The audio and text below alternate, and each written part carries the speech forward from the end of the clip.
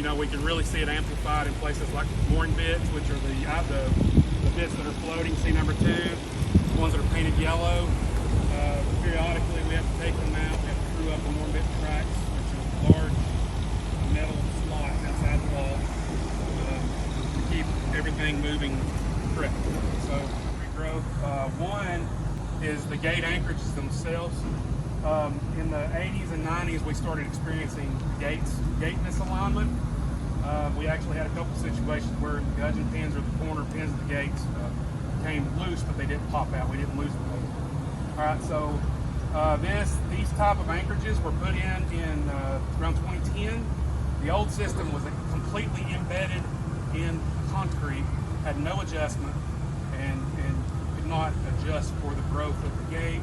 So let's just say the same situation, towboat landed on the sails, he's bringing one barge down, okay? So the chamber is filled by closing the emptying valves and actually using the filling valves, which are in this area right here, to bring water into the chamber. Okay, once the chamber has equalized, then we can open our upper gates and let that barge in, okay? So he ties off, closes the upper gates, and towboat backs out, towboat closes. Close our filling valve, open our emptying valve,